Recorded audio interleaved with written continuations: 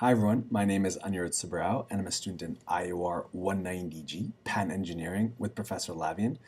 This week we're discussing obviousness and whether the patent we've selected is obvious such that it doesn't deserve a patent whatsoever.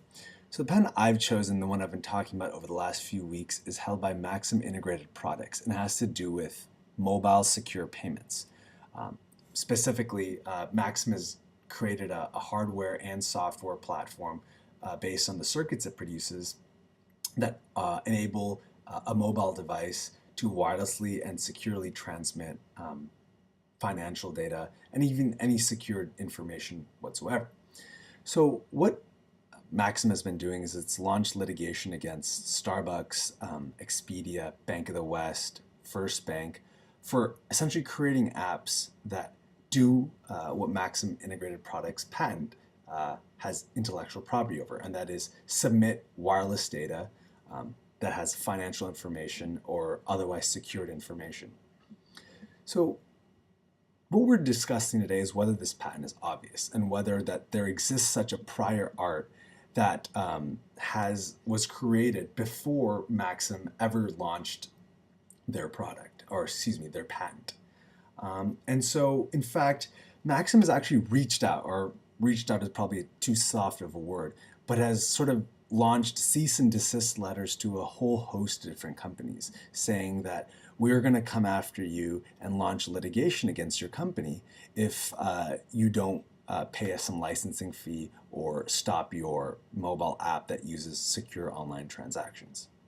So, in fact, companies like Claremail, KeyBank, Fidelity Investments, and a whole host of other banks have actually filed what they call declaratory judgments, essentially a preemptive strike against Maxim Integrated Products to show that prior art does exist, and in fact that Maxim Integrated Products and their patent portfolio have no case against their products. So I'm going to argue why there is prior art. And the fact is that hundreds of banks and other financial institutions for a long time have had patents over secure transactions, even predating the cell phone, with pagers, with computer-to-computer, laptop-to-laptop transactions that enable one user to wirelessly and securely transmit data from one port to another port. So this technology has in fact existed for a while.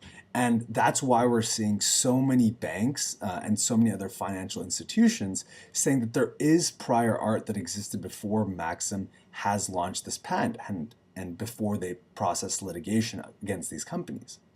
Now, because of this, Maxim will run into trouble because such prior art has existed. And I strongly believe that Maxim will suffer in its patent litigation due to the fact that these technologies have existed for quite a while, held by many banks and used for over 15, 20 years.